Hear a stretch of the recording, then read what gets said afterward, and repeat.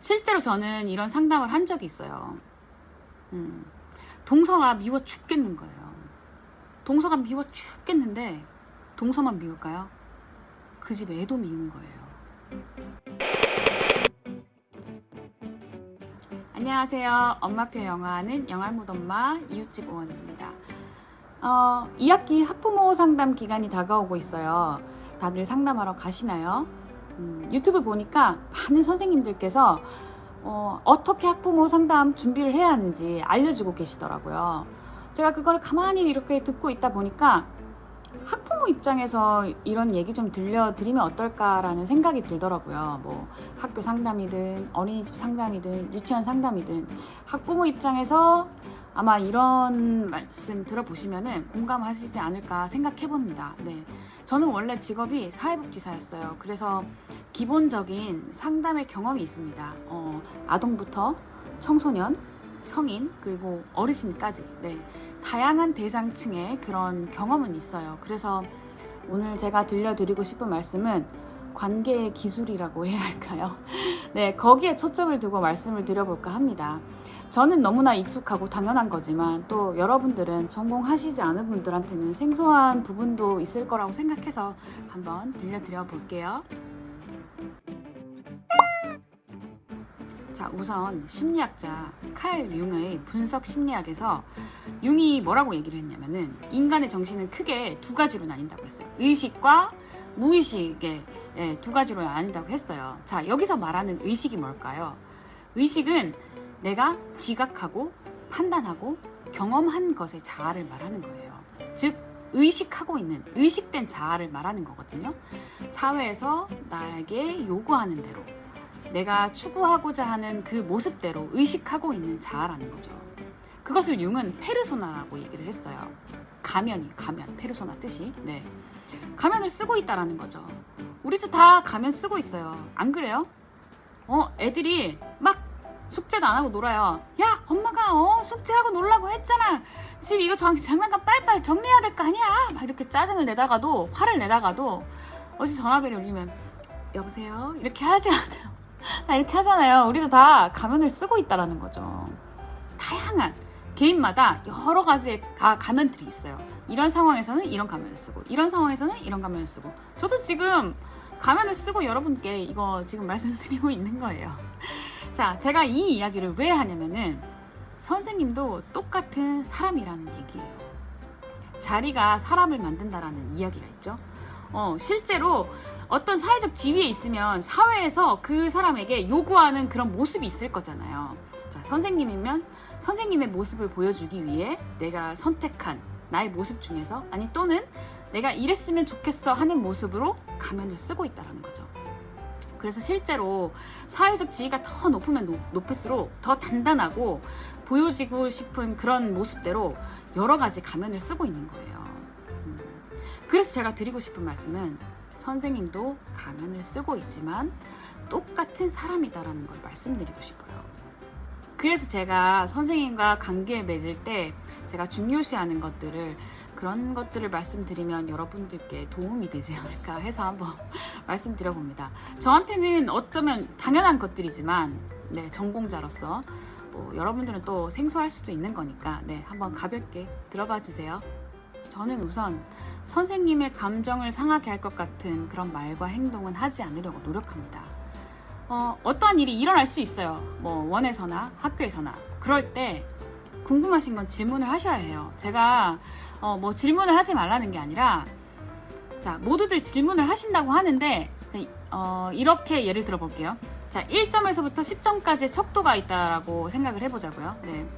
나는 아이한테 오늘 그런 상황을 전해 들었어요. 전해 들었는데 저 그걸 듣고 나니까 갑자기 막 확 오르는 거예요. 흥분을 가라앉히고 질문을 한다고 했지만 내가 생각했을 때 한 2, 3 정도의 그런 언성과 톤으로 질문을 했다라고 생각을 하지만 듣는 상대방은 그거를 2, 3점으로 받아들이지 않고 4, 5점으로 생각하고 받아들일 수도 있다라는 거죠. 자, 거기다가 이 전화 받는 선생님이 업무에 과도하게 이렇게 쩔어 있어요. 그런 선생님이거나 아니면은 그 번아웃 상태라고 하죠. 업무가 소진된 상태예요. 그리고 또 뭐 오늘 유독 그런 날들이 있잖아요. 막 꼬이는 날들. 애들이 안 싸우다가 갑자기 막 이렇게 싸워서 그런 날들. 그 다음에 뭐 그러다 보니까 전화를 한두 통 그 전에 더 받은 날도 있을 거예요. 그러면 그 상황에 이 선생님이 4점 5점보다 더한 6점으로까지 받아들일 수도 있다는 거죠. 아, 내가 뭐 그럼 그런 것까지 신경 쓰고 대화를 해야 하나? 라고 생각하실 수도 있는데 저는 그런 것까지 신경 씁니다. 네. 이런 예가 와닿으실지 잘 모르겠는데 실제로 저는 이런 상담을 한 적이 있어요. 동서가 미워 죽겠는 거예요. 동서가 미워 죽겠는데 동서만 미울까요? 그 집 애도 미운 거예요. 우리 애랑 너무 잘 놀아요. 그 애가 우리 애랑 잘 놀고 있는 그 애가 너무 미운 거예요. 그 애가 사소한 실수라도 한번 해봐요. 그럼 그 다음 어떻게 되는지 상상이 되시죠? 우리 선생님 안 그래요. 쿨하게 받아들이시는데 뭐 이렇게 말씀하실 수도 있어요. 근데 물론 호탕한 성격에 뭐 쿨하게 받아들이실 수도 있지만 선생님들은 수년간 다양한 학부모를 만나오면서 그 쌓인 경험치가 있어요. 이럴 때는 어떻게 대처를 해야 하고 이런 것들을 다 알고 계시는 분들이라고요. 자, 그런다고 해서 감정이 상하지 않거나 마음의 상처를 입지 않거나 그러지 않습니다. 가면을 쓰고 안 그런 척 하고 있을 뿐이에요. 자, 궁금한 거는 어떻게 질문을 하시냐면 제가 한번 예를 들어 볼게요. 비교를 해볼게요. 씻기려고 보니까 오늘 애를 하원하고 씻기려고 보니까 만약에 물려온 자국을 발견을 했어요. 자, 일반적으로 선생님 오늘 우리 애가 학원하고 집에 왔는데 씻기면서 보니까 애가 물린 멍자국이 있더라고요. 이건 누가 깨물었다고 하는데 선생님 혹시 알고 계셨어요? 이거 알고 계신 거 맞아요? 왜 알고 계셨는데 전화 안 주셨어요? 이거 질문하는 걸까요? 이거 질문 아니에요. 상대방은 어떻게 받아들이냐면은 따지고 들자는 식으로 받아들일 수 있다라는 거죠. 자, 그러면 어떻게 하냐고요? 네, 안녕하세요 선생님, 수고 많으시죠. 아유, 애들 많은데 얼마나 힘드시겠어요. 자, 이런 걸 쿠션 용어라고 해요.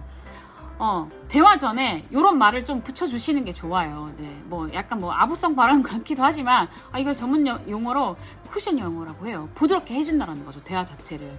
자, 이런 말을 하시고 그런데 선생님 오늘 집에 와서 애를 씻기다 보니까 물려서 멍든 자국이 있더라고요. 이게 어떻게 된 건지 궁금합니다. 예, 이렇게 궁금하면 궁금하다고 하시면 돼요. 그러면 선생님이 여차저차해서 이렇게 했는데 제가 오늘 정신이 너무 없어서 연락을 못 드렸네요. 죄송해요. 연락을 드리려고 했는데 제가 정신이 없었어요. 뭐 이렇게 나올 수도 있는 거죠. 그럼 다 해결되는 거예요. 이게 한 발자국 물러나서 이야기하면은 이게 한 발자국 물러난다고 해서 물러나는 게 아니거든요. 궁금한 건 질문하시는 게 맞아요. 네, 질문하세요. 한 번씩 질문을 하셔서 내가 아이한테 관심을 갖고 있다는 걸 보여주셔야 해요.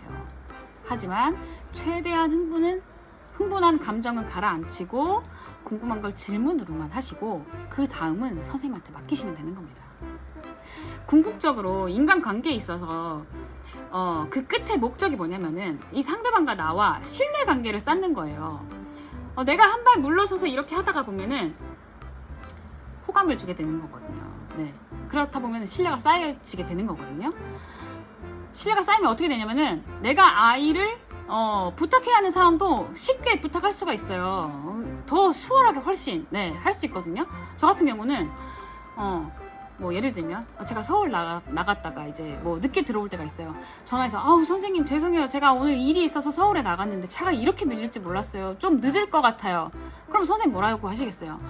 아유, 괜찮습니다. 천천히 오세요. 네, 천천히 오세요. 조심히 오세요. 뭐 이렇게 얘기를 하시거든요. 이게 관계가 안 쌓이면은 그래서 몇 시까지 오실 수 있는데요? 네, 알겠습니다. 왠지 알겠다고 하지만 뭔가 찜찜한 관계. 이 신뢰가 잘 쌓인 관계는 아유, 괜찮아요. 천천히 오세요. 이렇게 될 수 있다라는 거죠. 내 편으로 만들어야 돼요, 선생님을. 네. 그리고 제가 평소에 좀 느꼈던 게 있는데 많이 봤어요, 주변에도. 네. 많이 본 게 뭐냐면은 선생님께 전화할 일이 있잖아요. 만약에 꼭 전화를 해야 할 일이라면은 선생님 근무 시간 안에 그때 좀 전화를 지켜주시는 게 좋을 것 같아요. 막 주말 이럴 때 전화를 하지 마시고 보통 낮 시간에 막 엄마들이 바빠요. 막 학원 라이딩도 가야 되고 애들 뭐 이것저것 챙겨줘야 되고 막 이러다 보면 정신이 없거든요. 그러다가 애들 저녁 다 먹이고 나면은 아차 나 선생님한테 전화해야 되는데 이 생각이 난단 말이에요. 그러면은 그 저녁 시간에 다들 전화를 하시거든요. 자, 뭐 그럴 수도 있어요. 뭐 선생님들이 이런 것도 이해 못 해주시나 라고 생각을 하실 수도 있어요. 네, 근데 연세 있으신 분들은 뭐 그걸 불편하게 생각하지 않으실 수도 있지만, 자, 우리 젊은 선생님들, 워킹맘들이잖아요. 선생님들, 뭐 남자 선생님들도 아마 젊으신 분들은 퇴근 후에 가정에서 할 일 많으시잖아요. 우리 남편 오면 막 이것저것 저기 하듯이, 자, 그 시간이 선생님의 자녀와 소중한 시간이라는 거를 우리가 한번 생각해 주자라는 거죠. 뭐 일하고 와서 못다한 살림을 할 수 있는 바쁜 시간일 수도 있고요.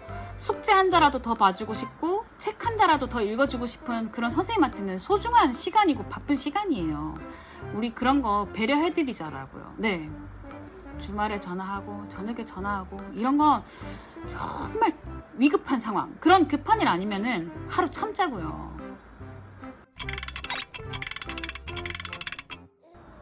요즘 코로나 때문에 비대면으로 상담 많이들 하시잖아요. 그래도 대면이 가능하다면 저는 직접 가시는 걸 추천드립니다. 저희 딸아이 학교도 선택을 하라고 하더라고요. 전화 상담, 뭐 줌으로 상담, 그 다음에 뭐 방문 3가지를 선택할 수 있게 해주더라고요. 어색하고 불편하고 좀 약간 그렇잖아요. 선생님 뵌다는 게.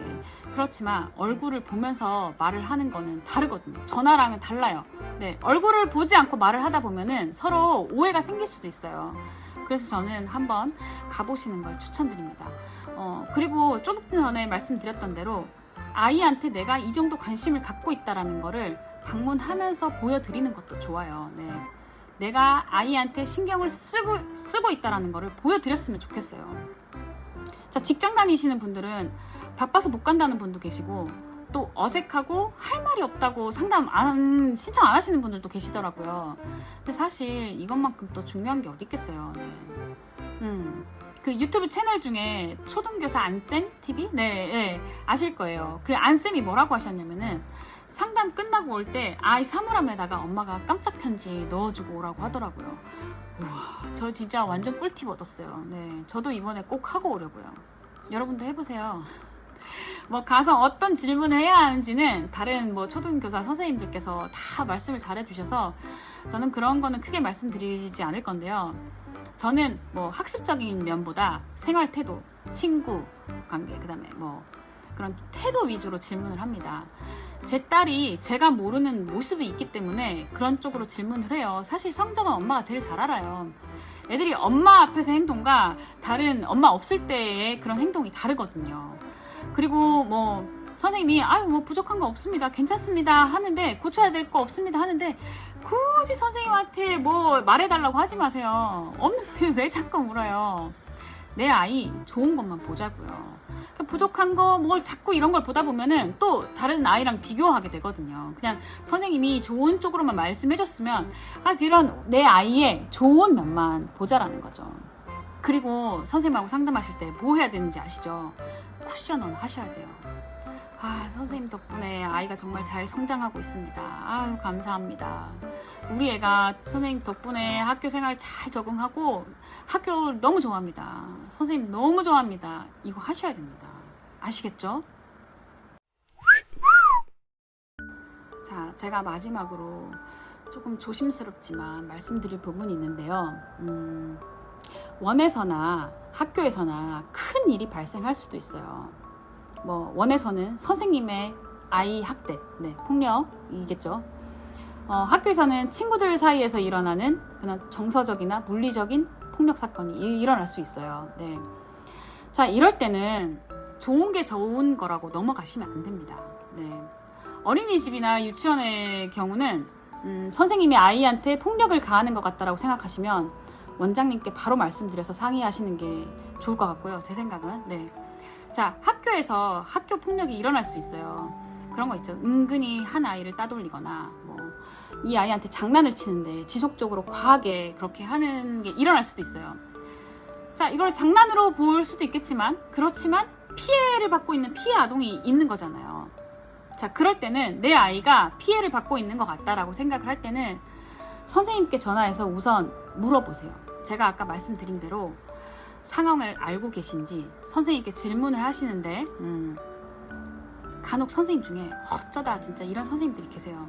이런 일들을 안일하게 생각하시거나 대수롭지 않게 생각하시는 분들이 계시더라고요. 네. 뭐 그거 그냥 애들이 뭐 이렇게 재미로 놀다 보면 자, 근데 이게요 1에서 6, 7세 아이들이 싸움 난 거랑 보통 이제 4학년 정도가 되면은 이렇게 은근히 따돌리거나 이런 일들이 일어나거든요. 그런 아이들한테서 일어난 일이랑 차원이 다릅니다. 네.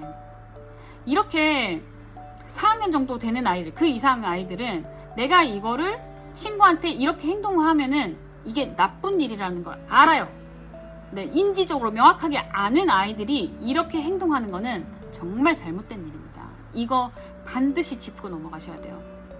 그런데 최악의 경우는 그 아이가 이 아이한테 피해 아동한테 하는 행동이 자기가 잘못한 건지 모르는 아이들이 있더라고요. 자, 아무튼 네. 네, 아무튼 이런 경우 그냥 넘어가시면 안 됩니다. 절대. 담임 선생님께 전화를 해서 정중하게 질문을 드렸는데 선생님이 대수롭지 않게 반응을 하신다면 그러니까 선생님의 의견은 이러이러하시다라는 거죠. 한번 다시 되물으세요. 그리고 나서 선생님의 생각이 이러하시다라는데 그러면 저도 저대로 한번 이 사건에 대해서 알아보겠습니다 라고 얘기를 하세요. 자, 이렇게 얘기를 하면은 바로 수정하시는 분들이 계세요. 아, 제가 생각이 짧았습니다 하면서 뭐 전화를 끊고 다시 전화 오는 선생님 계시거나 아니면은 그 자리에서 이렇게 바로 수정을 해요. 제가 이렇게 해서 이렇게 하겠습니다 라고 하시는데 그러면은 선생님이 어디까지 어떻게 도와주실 건지 확답을 받으셔야 돼요. 그래서 뭐 이 아이 각 그 아이들의 부모에게 전화를 해서 뭐 어떻게 하겠다 선생님이 하겠다고 하잖아요. 그러면은 그 확답을 받고 결과까지 알려달라고 하셔야 돼요. 자, 만약에 그렇게 제가 한번 그러면 저대로 한번 알아보겠습니다 라고 했는데도 선생님이 반응이 없어요. 전화가 다시 오거나 이러지 않는다면 어떻게 해야 될까요? 교장실 찾아가야죠. 네. 가서 나 교육청에다가 신고를 하거나 나 경찰서 가겠다라고 으름장 놓으셔야 돼요. 자, 이럴 때는 아빠가 나서주는 게 좋아요. 왜냐면은 평소에 엄마랑 소통을 하다가 아빠가 나서서 이렇게 하면은 이 가정에서 좀 더 이 일을 정말 중요하게 생각하고 있구나 이런 인식을 주게 되거든요. 네. 그래서 이럴 때는 아빠가 좀 나서주셔도 좋고 으름장 놓으셔야죠. 그렇다 보면은 이제 학교에서 교장실까지 가면 이제 이렇게 해결을 해주시거든요. 네. 아무튼 일어나면 안 되는 일이지만 안 일어나면 참 좋겠지만 만약에 혹시나 내 아이가 그런 피해를 받고 있다라면 네, 요렇게 해보시는 게 좋지 않을까 조심스럽게 네, 여기까지 말씀드려봅니다. 네, 오늘은 여기까지 할게요. 제가 조금 알고 있는 소소한 팁이지만 여러분들께 도움 되셨으면 좋겠고요. 네, 상담 잘 하세요. 쿠션 언어 아시겠죠? 네, 다음 시간에 뵐게요.